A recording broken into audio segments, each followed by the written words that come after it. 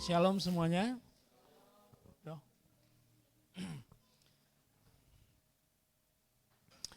Selamat malam Bapak Ibu yang hadir malam hari ini. Seberapapun kita yang ada, kita boleh bersama-sama akan menikmati firman Tuhan. Nah, mohon izin, memang sebelumnya saya juga sudah sounding atau sudah berbicara berapa kali bahwa saya rindu sebagai kita sebagai satu umat di dalam Tuhan, di dalam Yesus Kristus. Tujuan kita di sini tidak sekedar menghabiskan waktu atau mengisi sebuah jadwal.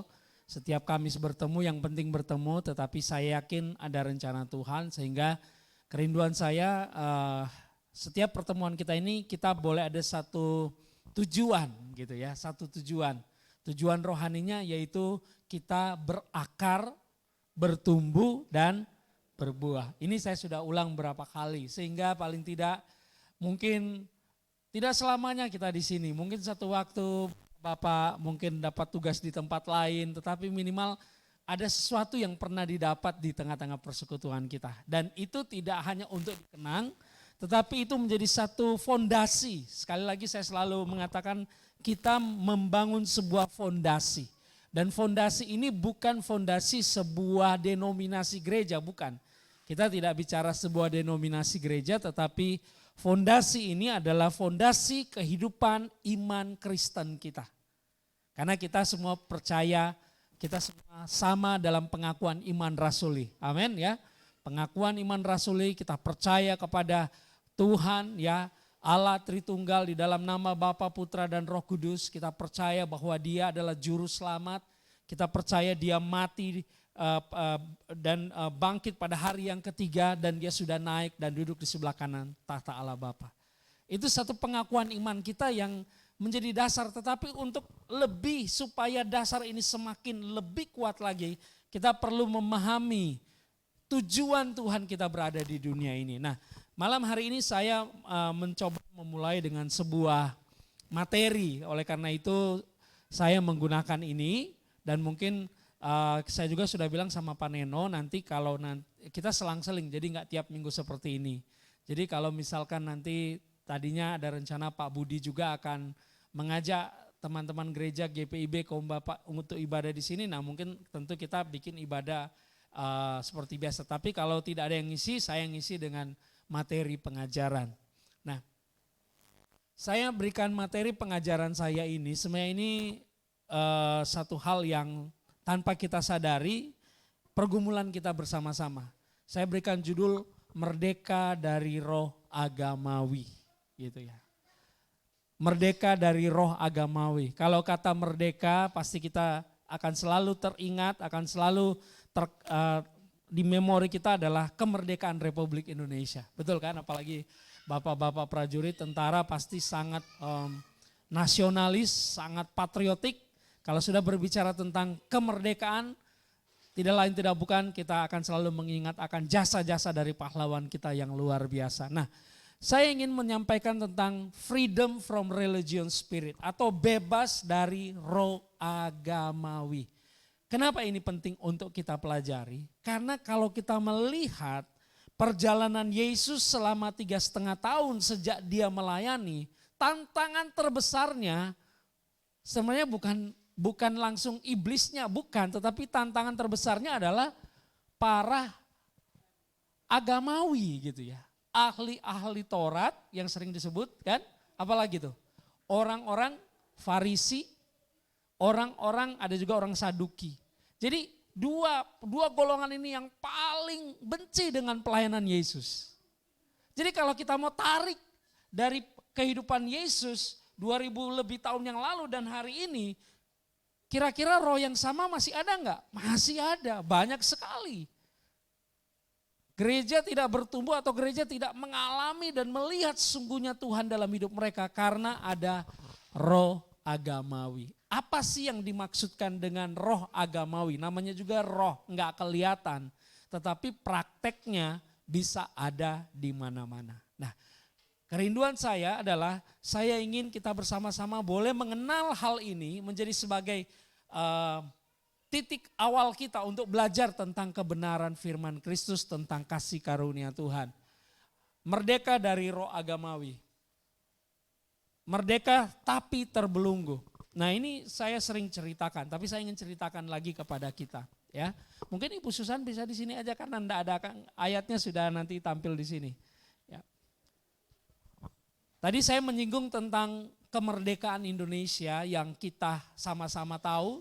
17 Agustus 1945 Indonesia menyatakan sebagai negara yang merdeka, diproklamasikan oleh dua tokoh bangsa kita yang sangat kita kagumi, hormati, Bapak Soekarno dan Muhammad Hatta. Iya kan? Itu semua anak sekolah pasti tahu itu gitu ya. Tetapi apakah setelah proklamasi atau declare itu terus tidak ada lagi masalah? Ternyata masalahnya banyak.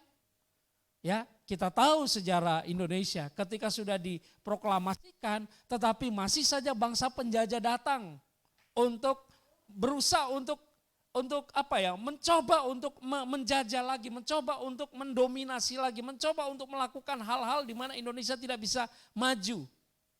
Itu yang kita lihat dalam sejarah, kita pernah pelajari. Namun ada hal-hal yang mungkin tidak banyak diungkap dalam sejarah. Karena kita tahu waktu Indonesia merdeka itu tepat pada saat Jepang kalah dari Amerika. Ketika Hiroshima dan Nagasaki dibom oleh Amerika, maka Jepang menyerah tanpa syarat. Semua jajahan Jepang di Asia Timur semuanya menyerah, mereka pulang. Tetapi ternyata tidak semua tentara-tentara Jepang itu mereka langsung pulang ke kampung halaman mereka. Masih ada tentara-tentara Jepang yang membuat kem-kem tawanan di daerah-daerah terpencil gitu. Contohnya di Papua sana itu banyak kem-kem tawanan yang beberapa puluh tahun yang lalu ditemukan, ternyata di sana masih ada sekitar mungkin 10 sampai 15 tahun orang Jepang masih ada di sana. Padahal sejak dari tahun 45. Apa yang mereka lakukan? Mereka menawan tentara atau orang-orang Indonesia di sana, padahal kemerdekaan sudah diproklamasikan. Oleh siapa tadi? Oleh bapak bangsa kita.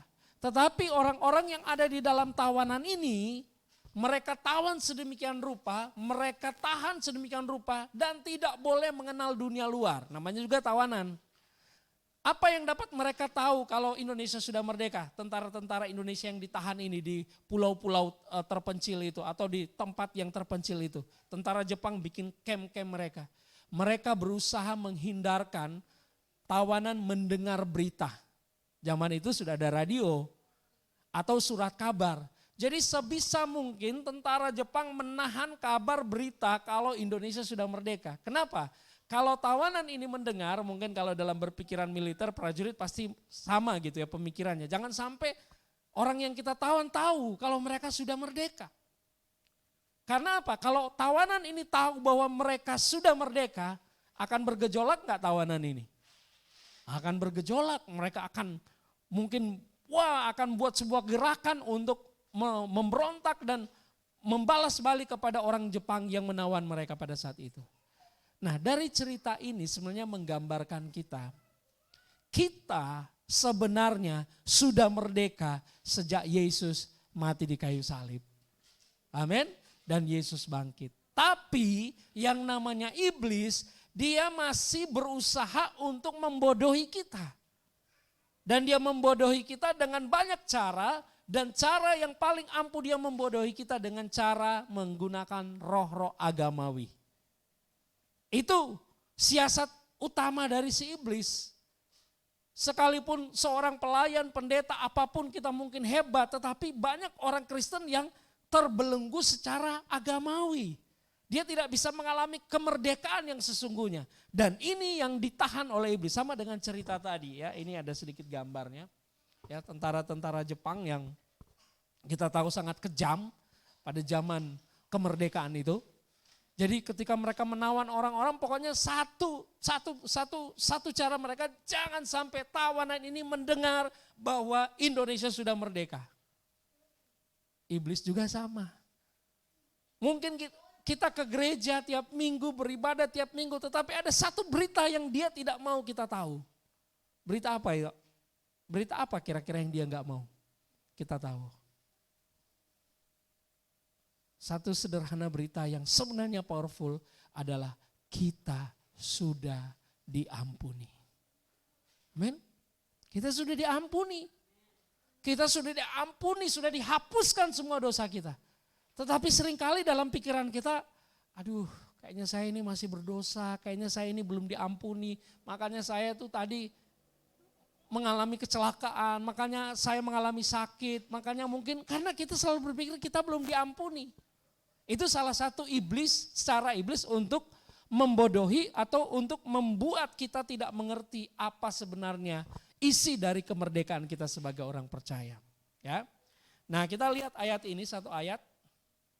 Satu-satunya cara untuk sungguh-sungguh merdeka adalah mengenal kebenaran. Kalau di cerita tadi, untuk mereka bisa memiliki kekuatan melawan Jepang, mereka harus mendengar kabar baik dulu Indonesia sudah merdeka. Selama mereka tidak mendengar itu, tidak ada kemampuan, tidak ada kekuatan. Biarpun mungkin mereka ada kesempatan untuk melawan, tetapi enggak ada dorongan, enggak ada semangat. Sampai mereka dengar, sampai mungkin berita koran yang waktu itu masih koran sederhana mereka tahu. Wah pasti ada satu kekuatan untuk bisa mengalahkan tentara-tentara Jepang pada waktu itu. Nah di dalam firman Tuhan dituliskan di Yohanes pasal 8 ayat 32, mari kita baca bersama-sama 2-3. Dan kamu akan mengetahui kebenaran dan kebenaran itu akan memerdekakan kamu.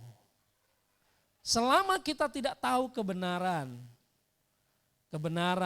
yang ada di dalam firman Tuhan ini, maka iblis punya pijakan yang kuat dalam setiap hidup kita. Padahal kita sudah merdeka, tapi kita masih dibelenggu, makanya dibelenggu. Merdeka tapi belum terbelenggu. Tuhan gak mau kita merdeka tapi terbelenggu. Tuhan mau kita benar-benar merdeka. Amin. Nah ini yang ingin kita pelajari bersama-sama. Tadi saya sudah singgung tentang roh agamawi. Apa sih, mungkin kita juga sedikit agama itu apa? Agama baik. Kita belajar dari kecil bahwa agama itu tidak, agama itu kacau. Begitu kan kira-kira ya kita belajar. Tapi pertanyaannya, apakah Yesus membawa agama untuk kita? Tidak. Yesus tidak pernah bawa agama. Yesus tidak mengajarkan sebuah aturan agama, tidak. Tapi dia membawa hidupnya untuk kita. Makanya pernah dengar gak istilah ini? Agama tidak menyelamatkan, betul kan? Kan pernah dengar istilah itu kan? Agama mana saja, termasuk agama yang kita sebut dengan Kristen. Kalau itu agama, itu juga gak menyelamatkan. Jadi siapa yang menyelamatkan? Apa yang menyelamatkan kita? Pribadi Yesus Kristus sebagai apa? Tuhan dan Juru Selamat. Itulah yang menjadi, jadi kita melihat di sini bahwa bukan berarti saya mau mengatakan di sini bahwa beragama tidak baik, tidak, bukan itu poin saya. Tetapi kita jangan terjebak kepada spirit agamawi. Agama dan agamawi sedikit berbeda. Agama itu semacam sebuah organisasi. Agamawi adalah cara-cara hidup dalam legalisme atau legalistik atau praktek-praktek agamawi. Apa sih itu? Nah, kita lihat di sini saya mencoba untuk menjelaskan dari apa yang saya pelajari. Agama adalah suatu sistem aturan yang terpadu melibatkan kepercayaan seseorang atau kelompok dihubungkan dengan Sang Pencipta. Nah, itu pada umumnya agama Hindu, agama Buddha, agama Islam, bahkan agama Kristen itu sebuah keyakinan yang dihubungkan dengan Sang Pencipta, betul kan? Itu agama, ya. Individu dan kelompok yang meyakini harus berusaha semaksimal mungkin mentaati aturan untuk mencapai kesucian lahir dan batin. Nah, ini baik agama modern sama agama primitif ini sama. Bagaimana supaya bisa mencapai surga dengan cara kehidupan ini. Jadi itu yang diajarkan oleh agama. Ini dari Emil Durkheim, orang Jerman mengatakan. Agama juga adalah sederetan pesan-pesan dan aturan moral yang dihubungkan dengan keyakinan kepada Sang Pencipta dan kepada sesamanya. Ini benar, ini semua nggak ada yang salah dengan pengertian agama. Agama sama dengan pesan-pesan atau nasihat-nasihat yang baik berlandaskan moralitas semata-mata. Jadi moralitas itu juga adalah memang bagian dari kehidupan beragama. Sekarang pertanyaan, apakah agama salah? Enggak, agama tidak salah. Tidak ada yang salah dengan agama. Toh kita juga tetap harus kalau ditanya agamamu apa? Kita jawab apa? Kristen. Jadi apa yang salah di sini? Adalah yang nanti kan kita lihat di Alkitab itu. Nah, ketika agama ini lebih cenderung menjadi legalisme, yaitu pengertian dan pemahaman yang mengedepankan hukum dan aturan. Legalisme adalah kepercayaan bahwa perbuatan-perbuatan manusia adalah dasar dari penerimaan Allah. Terus lanjut, legalisme lebih mudah menghukum daripada menolong seseorang yang mengalami kesulitan dalam hidup. Jadi kita mulai melihat di dalam agama itu banyak sekali aturan. Aturan itu perlu karena kalau nggak ada aturan kacau. Tetapi ketika roh agamawi masuk, lebih banyak yang di dalamnya adalah roh menuntut. Roh apa? Dan mulai menghakimi. Yang namanya sekolah itu wajar. Kalau sekolah atau pendidikan, aturan itu harus ada. Gitu. Kalau nggak ada aturan akan kacau. Demikian juga kita hidup ini ada aturan semuanya. Tetapi iblis, kalau kita nggak mengerti hal ini, iblis akan masuk dan membuat akhirnya gereja itu tidak ada kasih lagi. Karena semuanya aturan semuanya. Semua dibuat kaku. Padahal Yesus tidak melakukan itu. Apakah Yesus kompromi dengan pelanggaran, peraturan atau kompromi dengan orang berbuat salah, berbuat dosa? Tidak.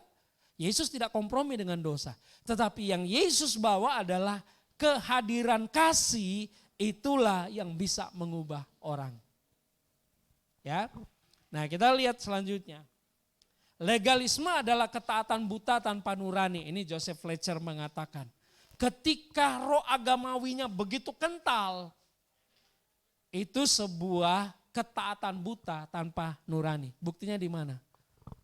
Yesus yang tidak pernah berbuat salah, bahkan menolong banyak orang Israel pada zaman itu. Tetapi the end of the day, pada hari terakhir juga mereka berkata, salibkan Yesus. Apa dasarnya? Karena mereka mempertahankan roh agamawi. Jahat sekali ini orang-orang. Karena mereka merasa diri paling benar dan mereka menghakimi Yesus. Yesus akhirnya disalib demikian rupa. Walaupun itu memang dalam rencana Tuhan. Tapi kita bisa melihat bagaimana roh agamawi mendorong orang bahkan tidak menggunakan hati nurani lagi.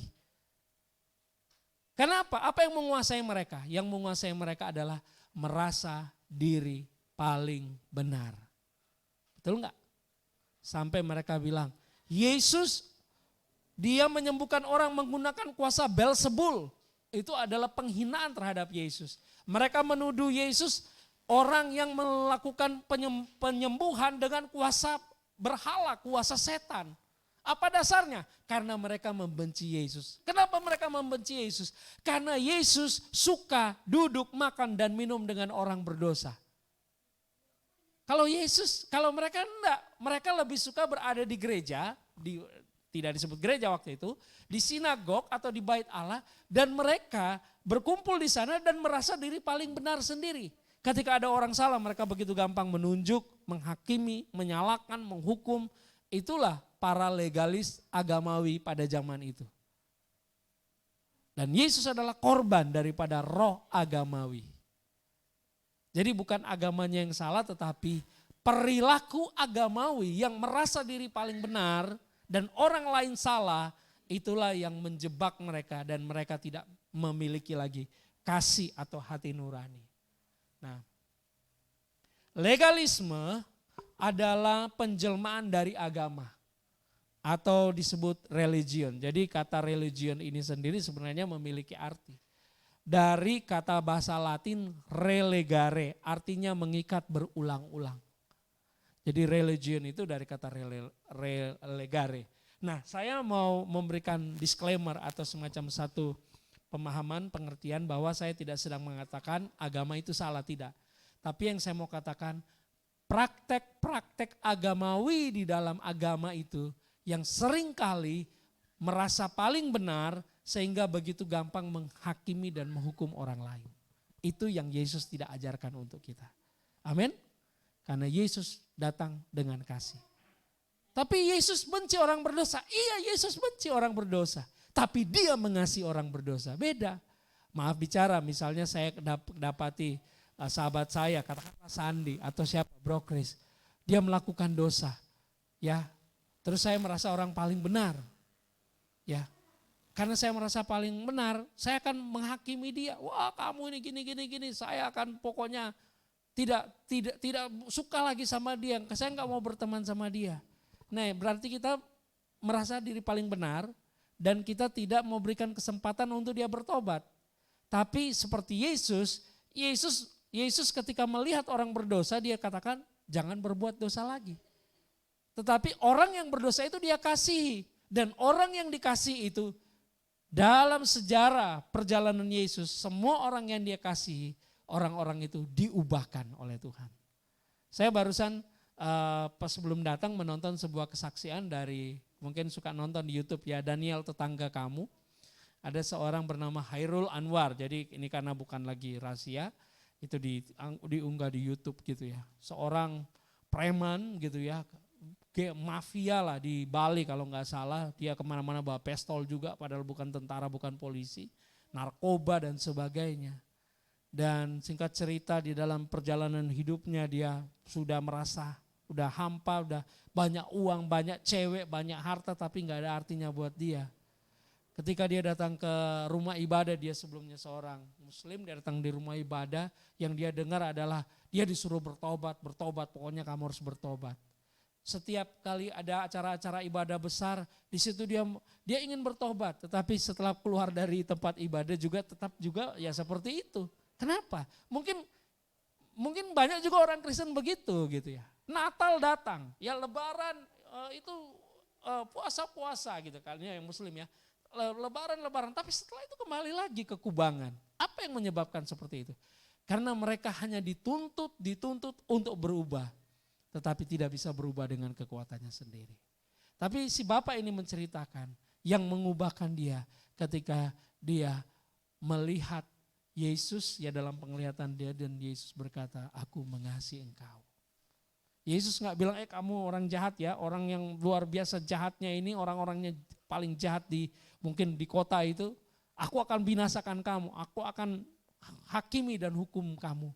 Tidak seperti itu, tapi yang dia dengar, aku mengasihi kamu. Saat itu dia bertobat gitu ya. Dari tahun 2008 dia sudah jadi hamba Tuhan sekarang. Gitu. Jadi kita bisa melihat bahwa roh agamawi itu begitu luar biasa, bisa membelenggu setiap banyak orang percaya. Sudah pelayan Tuhan, sudah di gereja tetapi tidak mengalami sesuatu yang luar biasa. Seberapa jauh roh agamawi dan legalisme ini merasuk kehidupan gereja Tuhan yang pada tujuannya membelenggu kebenaran yang sesungguhnya. Jadi mungkin kita bertanya, Pak, kalau Bapak ngomong seperti ini, seberapa jauh sih roh legalisme ini, agamawi ini merasuk atau masuk di dalam gereja atau masuk di dalam kehidupan orang Kristen. Ya, saya akan coba untuk menguraikannya. Masih boleh saya bagikan lagi Pak? Mohon izin, masih bisa ya? Oke. Kita melihat di Wahyu pasal 2 ayat 1 sampai 5. Ya. Kalaupun saya enggak selesai nanti kita ulas lagi minggu depan. Kita lihat dulu di Wahyu pasal 2 ayat 1 sampai 5. Kayaknya mesti dibaca nih. Bapak Ibu boleh membuka Alkitab. Ya, di sini ayat-ayatnya saya enggak cantumkan. Ini tentang satu jemaat namanya jemaat Yesus.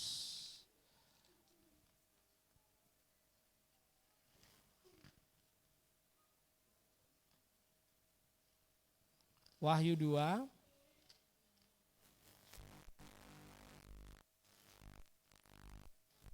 Ya, kita tahu bahwa di Wahyu itu adalah surat yang ditulis oleh Rasul Yohanes. Ketika dia dibuang di Pulau Patmos, dia mendapatkan pewahyuan dari Tuhan, dari Yesus Kristus, dan dia menulis untuk 7 gereja. Ya, ada gereja Efesus, jemaat Efesus, ada gereja Tiatira, Smyrna, Laodikia, Pergamus, Philadelphia, dan satu lagi Efesus sendiri. Nah, kita melihat tentang jemaat Efesus, ya. Tuliskanlah kepada malaikat jemaat di Efesus. Inilah firman dari Dia yang memegang ke7 bintang itu di tangan kanannya dan berjalan di antara ke7 kaki dian emas itu. Jadi yang tulis ayat ini, kalau kita membaca Alkitab, kalau kayak di Alkitab saya ini, 2 bahasa Indonesia dan bahasa Inggris. Kalau Yesus yang berbicara itu ditulis warna merah gitu. Jadi ini yang bicara ini Yesus. Yesus yang berbicara kepada jemaat Efesus dikatakan ayat yang kedua kita lihat. Aku tahu segala pekerjaanmu. Tuhan melihat pekerjaan jemaat Efesus. Apa pekerjaannya? Dikatakan baik jerih payamu maupun ketekunanmu. Ayo kita baca deh biar semangat ya. 2, 3. Aku tahu segala pekerjaanmu, baik jerih payamu maupun ketekunanmu. Aku tahu bahwa engkau tidak dapat sabar terhadap orang-orang jahat, bahwa engkau telah mencobai mereka yang menyebut dirinya rasul, tetapi yang sebenarnya tidak demikian, bahwa engkau telah mendapati mereka pendusta.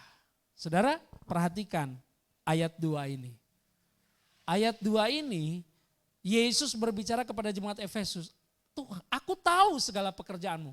Kalau saudara membaca ayat 2, pekerjaan orang Efesus ini baik atau buruk? Baik. Gereja yang baik. Kenapa? Pertama, dikatakan jerih payamu, berarti mereka gereja yang rajin enggak? Rajin. Kedua, ketekunanmu. Mereka bukan gereja yang tidur, mereka gereja yang tekun beribadah. Ketiga, aku tahu bahwa engkau tidak dapat sabar terhadap orang-orang jahat. Wah, kalau menurut Pak Manalu nih kita sedikit berinteraksi. Kalau kita nggak sabar sama orang jahat, biasanya kita sama orang jahat seperti apa, Pak? Kalau kita nggak sabar, yang ngelihat, ini orang jahat, kira-kira di hati kita seperti apa? Pengen ditonjok gitu, betul sekali. Ini orang kok, gregetan gitu ya, nggak sabar. Kalau lihat orang yang kadang suka bikin salah ya, memang mungkin kalau di dalam, ya saya bisa mengerti juga di dalam dunia kemiliteran itu sesuatu yang wajib gitu. Tapi ini bukan di dunia kemiliteran, ini di dalam sebuah pelayanan. Engkau tidak sabar terhadap orang-orang jahat. Dan memang mereka melakukan itu baik. Dan dikatakan bahwa engkau telah mencobai mereka yang menyebut dirinya rasul, tetapi yang sebenarnya tidak demikian, bahwa engkau telah mendapati mereka pendusta. Mereka adalah gereja yang sangat teliti sekali. Mereka tahu orang yang benar dan sama yang gak benar. Mereka tahu orang yang suka bohong sama yang gak bohong, yang jujur gitu. Kira-kira seperti itu. Jadi ini gereja ini sangat teliti sekali. Ada gak gereja seperti itu di dunia ini? Banyak. Ya, kita lihat ayat 3. Ayat 3. Dan engkau tetap sabar menderita oleh karena namaku dan engkau tidak mengenal lelah. Wah, seperti apa ini? Lain nenggolan nih. Kalau tidak menderita dan tidak mengenal lelah, berarti gereja seperti apa ini, Lai? Kuat kan? Luar biasa. Ya kan, seperti ini. Memang ini betul. Ini jemaat Efesus, ayat 4. Namun, yuk kita baca. Namun demikian, aku mencela engkau, karena engkau telah meninggalkan kasihmu yang semula. Aduh, kita sudah melihat di awal disebut gereja ini luar biasa, rajin, tekun, nggak kompromi dengan orang berdosa. Kalau lihat orang jahat rasanya pingin dihajar gitu ya, karena memang jahat, layak untuk dihukum, layak untuk dihakimi. Mereka teliti, mereka nggak mudah dibodohi gitu ya. Dikatakan mereka tahu kira-kira orang yang maksudnya baik dan nggak baik mereka bisa tahu. Ini luar biasa karunia dari jemaat Efesus ini. Tetapi mari kita lihat apa yang Yesus katakan. Namun demikian, kata namun berarti itu sebuah kontradiktif dari kalimat sebelumnya. Namun demikian aku mencela engkau karena engkau telah meninggalkan kasihmu yang semula. Kalau saya mau tanya sederhana kepada bapak-bapak, berarti di mata Yesus yang kriteria tadi itu masuk enggak? Enggak masuk. Jadi harus seperti apa gereja itu? Nah, kita lihat dulu di sini Bapak Ibu. Inilah yang kita sebut dengan roh agamawi ada di dalam gereja. Khususnya di sini digambarkan jemaat Efesus atau Efesus Syndrome. Gejala-gejala gereja agamawi seperti ini. Dikatakan pertama, aku tahu segala pekerjaanmu baik jeripayamu maupun ketekunanmu. Ini saya katakan sebagai gereja dengan profil yang sangat aktif, penuh semangat, dambaan setiap orang. Aku tahu engkau tidak dapat sabar terhadap orang-orang kudus, orang-orang jahat, maaf. Ini gereja yang tidak kompromi dengan kejahatan. Betul kan? Apalagi, bahwa engkau telah mencobai mereka yang menyebut dirinya rasul, tetapi yang sebenarnya tidak demikian, bahwa engkau telah mendapati mereka pendusta. Gereja yang selektif dan memiliki standar yang tinggi. Ya, saya pernah masuk di satu gereja, ketika masuk di mimbarnya, masuk begini, Pak. Kenapa? Lepas sendal, lepas sepatu. Loh kenapa? Ini tempat kudus. Kalau pakai sepatu naik ke atas berarti berdosa. Waduh, saya bilang, cuma mimbar aja nggak boleh kita pakai, mesti lepas gitu ya, sama kayak saudara-saudara kita ya. Ya nggak apa-apa juga, ya seperti itu ya. Dan engkau tetap sabar dan menderita oleh karena namaku. Dan engkau tidak mengenal lelah. Ini gereja yang teruji dan teruji oleh pergumulan hidup. Ini bukan gereja main-main. Ya, ini tadi kita sudah lihat. Namun demikian, nih perkataan Yesus. Aku mencela engkau karena engkau telah meninggalkan kasihmu yang semula. Kata mencela engkau dalam bahasa Inggris disebut I against you, sama dengan saya berlawanan dengan engkau.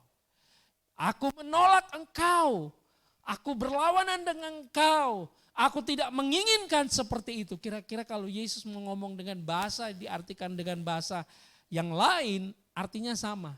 I against you. Kalau saya bilang sama Pak Manalo, Pak maaf ya saya nggak sependapat dengan Bapak, mungkin masih enak didengar.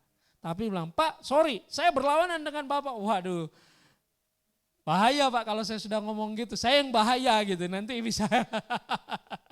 Kira-kira ya kalau kita ngomong apalagi bawahan ngomong gitu sama atasan, nggak mungkin. Yesus ngomong begitu sama jemaat yang kita lihat profilnya luar biasa. Mungkin kita lagi bingung. Jadi seperti apa dong gereja yang Tuhan mau? Iya kan? Ada pemikiran kita seperti itu. Ini penyebabnya. Dikatakan ya, karena engkau telah meninggalkan kasihmu yang semula. Nah, mereka telah meninggalkan kasih yang semula. Dulu saya memahami ayat ini seperti ini. Waktu saya rajin ke gereja, setia beribadah di gereja, melayani apa saja, karena saya dari remaja umur 16 tahun, saya sudah memberikan diri, saya dibaptis, dan saya setia di gereja. Nah, ketika namanya masih 16 tahun gitu ya, jauh lebih muda dari kita semua yang ada di sini kecuali anak-anak. Tetapi satu waktu saya terpengaruh dengan teman-teman di sekolah, waktu itu sekolah SMA. Yang biasanya hari Sabtu malam saya ikut ibadah youth, ibadah pemuda. Dan hari Minggu ikut ibadah, Tetapi sekarang atau pada saat itu saya diajak teman naik gunung gitu, mendaki gunung. Ya nanti kalau teman-teman ke Manado itu ada gunung-gunung yang sering didaki juga. Ada Gunung Soputan, ada Gunung Lokon, ada Gunung Kelabat gitu ya. Nah saya naiknya di Gunung Soputan gitu ya. Itu gunung berapi, gunung yang aktif. Jadi setiap Sabtu saya naik ke sana, Minggu sore baru pulang. Singkat cerita waktu saya sudah 2 minggu berturut-turut nggak ke gereja, ya gembala saya kan ini, pendeta saya kan, wah ini kemana ini? Si anak ini nih kemana, nggak nongol-nongol 2 minggu. Akhirnya ada yang kasih tahu sama bapak pendeta saya. Oh mereka sekarang setiap malam minggu tuh di gunung. Dan di gunung ngapain? Ya pesta-pesta gitu ya. Mabok-mabok, yang rokok, pokoknya segala macam lah seperti itu gitu ya. Nah waktu saya pulang, hari Senin ada doa bedstone di gereja. Saya ikut doa. Waktu saya ikut doa, pendeta saya datang. Terus dia tanya, kamu kemana? Aduh kamu dia doain, pokoknya dia doain. Wah kamu sudah meninggalkan kasih yang mula-mula. Dulu kamu setia, dulu kamu rajin, dulu kamu lakukan semuanya. Kok kamu sudah enggak seperti itu? Kamu sudah enggak ada kasih mula-mula lagi. Di mana kasih mula-mula kamu? Nah, itu pengertian lama saya tentang kasih mula-mula. Yang saya mengerti, kasih mula-mula itu adalah dari saya sendiri. Saya mengasihi dengan kasih mula-mula. Tetapi kalau kita kembali kepada konteks ini, jadi terbalik kan? Justru mereka, kalau saya tadi itu lagi setia, lagi rajin, terus saya mundur, terus dibilang kehilangan kasih mula-mula. Tetapi ini sebaliknya, mereka justru lagi setia, lagi aktif, lagi melakukan semua yang terbaik, kira-kira di dalam gereja di mata Tuhan, tapi Tuhan bilang kamu telah meninggalkan kasih yang semula. Jadi artinya begini, kasih semula yang dimaksud bukan kasih kita kepada Tuhan yang kita tinggalkan, tetapi kasihnya Tuhan kepada kita itu yang telah kita tinggalkan. Sekali lagi saya ulang, yang kita tinggalkan bukan kita sudah enggak mengasihi Tuhan, enggak. Tetapi yang kita tinggalkan adalah kasihnya Tuhan yang mengasihi kita itu. Yang sudah enggak ada sama kita. Sehingga kalau kita lihat di dalam ayat ini, kata kasih yang semula ini bukan kasihmu, ini salah bahasa Indonesia ini. Meninggalkan kasihmu, jadi seakan-akan kasih dari kita kan kepada Tuhan. Padahal sesungguhnya yang mereka tinggalkan, mereka telah meninggalkan, ini bahasa Yunani, protos agape. Protos agape ini sebenarnya merujuk kepada pribadi Yesus Kristus. Jadi yang mereka tinggalkan adalah kasih Yesus. Mereka sudah enggak merasakan kasih Yesus lagi di dalam hati mereka. Bukan mereka enggak mengasihi Tuhan, tetapi mereka sudah merasa bahwa Tuhan udah jauh dari hidup mereka. Itu yang terjadi dalam jemaat Efesus, walaupun mereka setia. Tetapi Tuhan bilang, aku mencela engkau karena engkau telah meninggalkan kasihmu yang semula. Nah, Amplified Bible, ini karena Alkitab itu banyak sekali terjemahannya, salah satu yang menjadi rujukan, Amplified Bible berkata demikian, you have deserted me, your first love. Artinya, engkau telah meninggalkan aku yang pertama mengasihimu. Jadi bukan meninggalkan kasih, bukan kasih kita, bukan, tetapi kasih Tuhan yang telah kita tinggalkan. Jadi yang menjauh Tuhan atau kita yang menjauh? Kita yang menjauh dari Tuhan. Kita sudah enggak merasakan kasih Tuhan, walaupun kita berada di gereja, walaupun kita melayani, walaupun kita setia, tetapi protos agape ini sudah enggak ada. Kasih semula dari Tuhan ini, apa sih kasih semula ini? Kasih semula ini adalah saat kita menyadari Tuhan begitu mengasihi kita.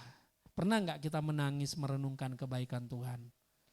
Ya, waktu kita mungkin sendiri kita merasakan Tuhan tuh luar biasa mengasihi saya. Saya alami itu berkali-kali, Tuhan tuh baik. Kesaksian seorang Khairul Anwar itu namanya ya, kalian Bapak Ibu bisa buka di YouTube di Daniel Tetangga Kamu, dia juga ceritakan hal yang sama. Ketika pertama kali dia mendengar kasih Tuhan, Tuhan mengatakan aku mengasihi engkau, dan dia mendengar Bapa jamah hatiku, dan dia merasakan jamahan Tuhan, kasih Tuhan itu. Dia menangis. Dia nggak dengar khotbah, tapi dia mendengar pujian bahwa kasih Tuhan luar biasa. Dia menangis di situ, dia bertobat. Itulah protos agape. Itulah kasih semula ketika kita menyadari bahwa Tuhan itu mengasihi kita. Amin.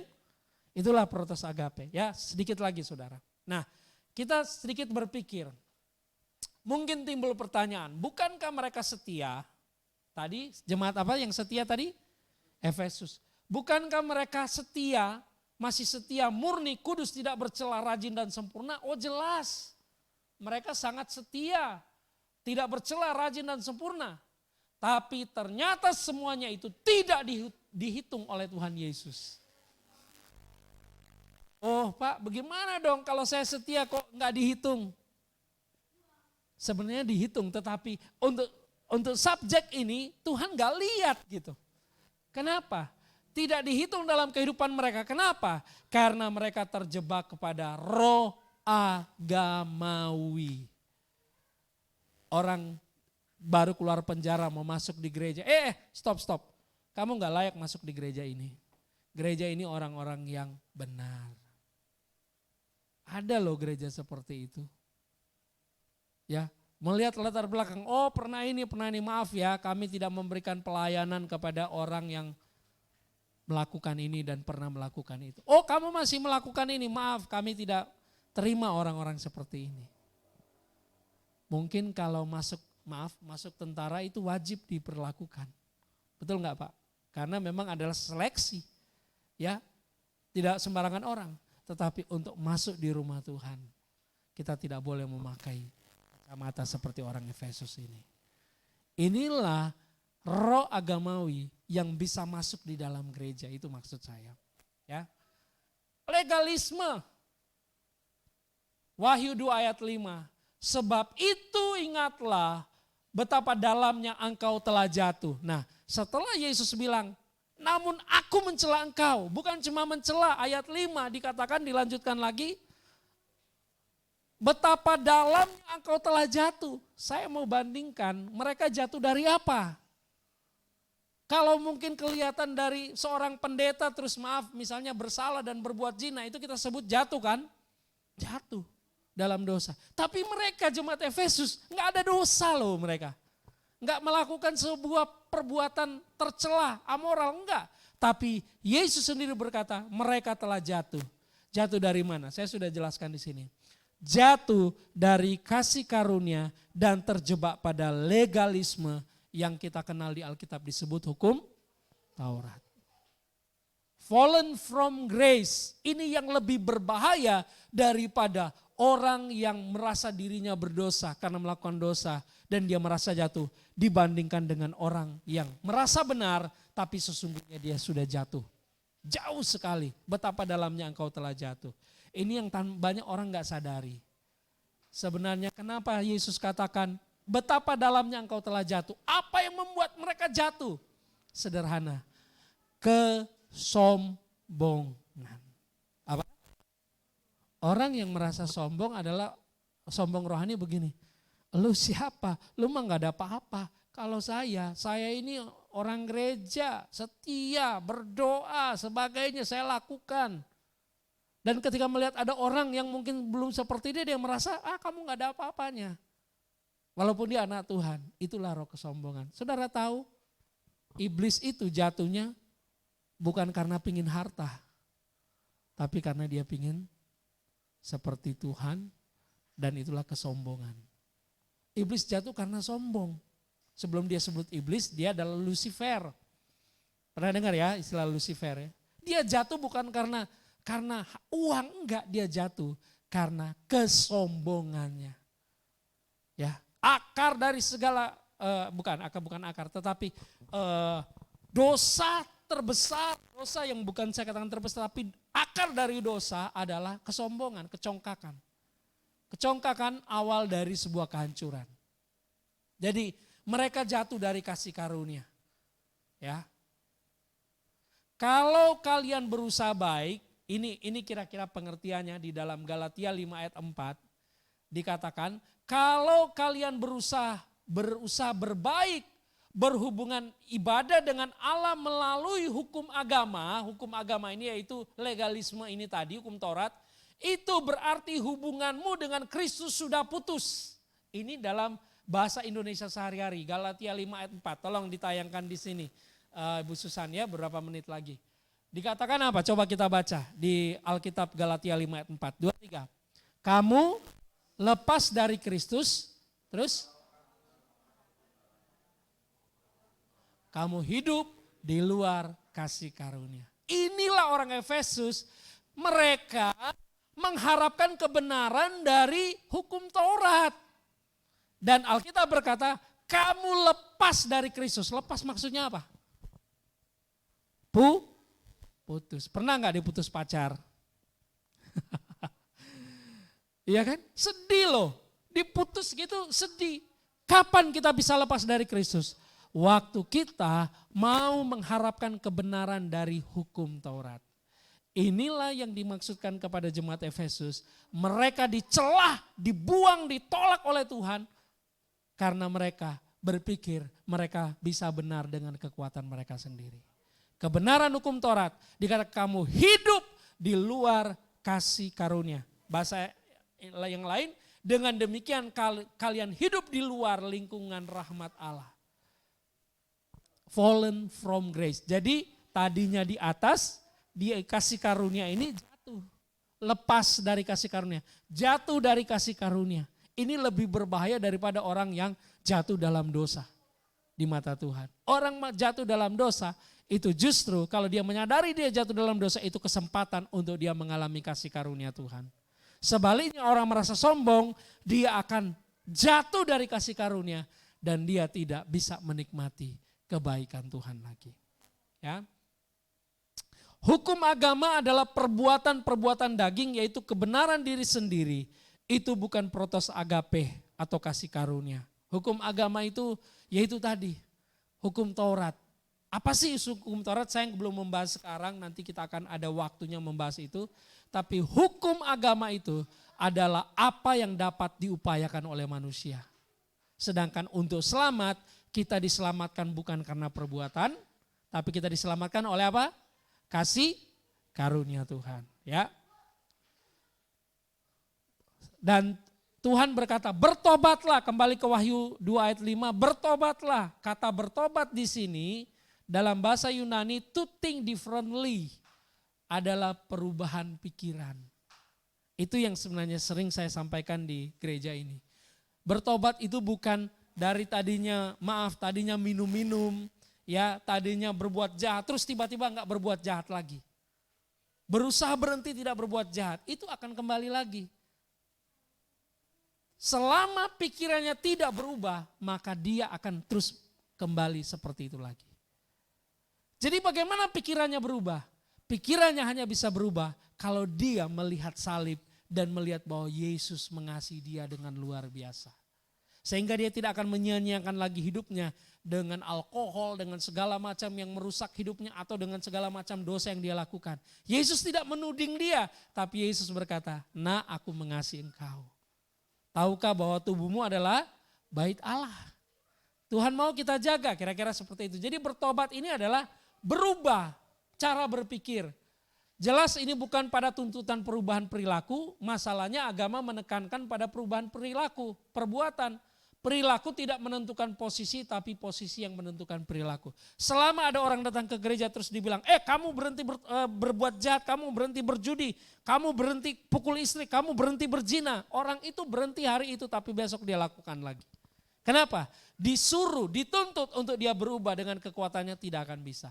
Sebaliknya ketika orang itu disampaikan, tahu enggak Tuhan mengasihi kamu, Tuhan mengasihi keluargamu. Tuhan punya rencana yang indah, tidak dihukum, tidak dihakimi. Orang itu bisa berubah karena melihat, aduh ternyata sekalipun saya sejahat ini, masih ada satu pribadi yang mau menerima saya dan mau memulihkan hidup saya. Itulah kabar baik kasih karunia Tuhan. Itulah yang bisa membuat orang bertobat. Dan dikatakan dan lakukan lagi apa yang semula engkau lakukan. Ketika pertama kali Anda mengenal Tuhan, ya dalam Amplified Bible ini maksudnya. Hal pertama yang kita lakukan adalah hanya menerima kasih karunia oleh iman. Ya, jika tidak demikian, aku akan datang kepadamu dan aku akan mengambil kaki dianmu dari tempatnya jika engkau tidak bertobat. Jadi ada konsekuensi kalau kita nggak mau bertobat, yaitu kita rugi. Katakan rugi. Ya, kan nggak mau rugi kan? Kita jangan sampai rugi. Kita mau bertobat karena kasih Tuhan. Ketika gereja Tuhan jatuh dari kasih karunia, fallen from grace tadi, ini yang terjadi. Secara cepat, gereja akan berfokus pada perbuatan daging, yaitu kebenaran diri sendiri. Gereja akan menekankan pada tuntunan perilaku, membuat standar dan kualifikasi rohani. Gereja akan memiliki kecenderungan menghakimi dan menilai orang lain. Gereja akan melihat karya Kristus yang belum sempurna di kayu salib. Sehingga kayu salib belum selesai, harus saya tambahkan lagi dengan A, B, C, D dan seterusnya. Itulah gereja yang jatuh. Makanya waktu ada orang mau bertobat datang, waktu dia terima Yesus, seringkali ada roh agamawi datang dan berkata, kamu kalau supaya masuk surga kamu harus berbuat ini, berbuat ini, berbuat ini, berbuat ini. Padahal untuk masuk surga cukup menerima Yesus sebagai Tuhan dan Juru Selamat. Amin. Itu karya salib, tapi ada orang menambahkan karya salib Yesus lagi dengan hal ini, hal itu. Untuk selamat cukup percaya saja. Tapi untuk diberkati kehidupan kita di dunia ini, mari kita bertumbuh, berakar, bertumbuh dan berbuah di dalam Tuhan. Ya, ini secara, nanti saya akan jelaskan minggu depan, sampai di sini dulu. Jadi inilah apa yang terjadi kalau gereja terjebak dalam roh agamawi. Puji Tuhan, sampai di sini. Kalau ada pertanyaan, namanya ini pengajaran, silakan kalau ada yang mau bertanya atau menanggapi sedikit, saya berikan kesempatan. Barangkali ada yang mau menambahkan. Ibu Neno di belakang. Gimana Bu, dapat sesuatu yang baru? Amin. Apa tuh yang Ibu dapat yang baru nih?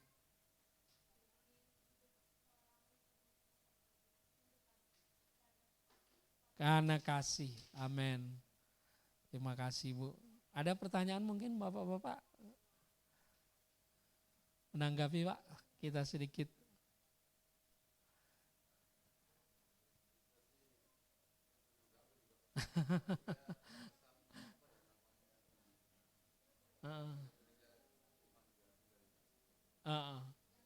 Iya. Inilah yang kita mesti waspadai Pak, ya. Ya, dimanapun gereja kita berada itu adalah gereja Tuhan. Dan Tuhan mau di gereja itu yang utama harus ada kasih. Banyak gereja yang sudah kehilangan kasih. Dengan alasan teknologi, dengan alasan kadang-kadang kasih itu sudah hampir gak terasa gitu ya. Kadang kita datang beribadah kita sudah gak merasakan kasih Tuhan. Kenapa? Karena semua sudah ditutupi dengan segala macam aturan. Boleh gak aturan? Boleh. Masa kalau aturan salah, nggak ada yang salah dengan aturan. Tetapi ketika segala sesuatu semuanya itu diukur dari aturan, maka orang nggak akan ngalamin kasih lagi. Ya tentu kalau di pekerjaan, di perusahaan, di kantor, ya namanya juga apalagi di dalam keprajuritan yang namanya peraturan itu adalah standar utama gitu ya. Itu kita secara horizontal seperti itu. Tetapi di dalam Kristus, Tuhan mau kita melakukan sesuatu karena kita mengalami kasih Tuhan. Amin. Sehingga enggak dipaksa-paksa, melayani itu bukan sebuah paksaan. Tapi karena kasih Tuhan yang kita sudah alami. Puji Tuhan, saya kira sampai di sini saja dulu. Nanti kita akan lanjut lagi di pertemuan-pertemuan berikut. Mari kita berdiri bersama-sama, kita berdoa. Setelah itu kita akan berikan persembahan. Puji Tuhan, haleluya. Mari kita berdoa. Bapa, terima kasih. Kami sudah diberkati dengan pengajaran tentang kasih karunia Tuhan. Tentang kami jangan sampai terjebak pada roh agamawi dimanapun kami berada. Baik dalam keluarga, di dalam gereja, dalam pelayanan, dimanapun Tuhan tempatkan kami beribadah. Kami boleh belajar akan kasih setia Tuhan. Terima kasih, kami bersyukur buat kasih karunia Tuhan. Berkati anak-anak-Mu yang sudah mendengarkan. Dan yang menyaksikan rekaman video ini nantinya ketika dibagikan. Kami boleh mendapatkan pencerahan dari Tuhan. Tuhan membukakan hati dan pikiran kami. sehingga kami boleh diberkati. Terima kasih, kami bersyukur. Saatnya kami akan memberikan persembahan sebagai ucapan syukur kami akan kebaikan Tuhan. Dalam nama Yesus. Amin. Silakan duduk.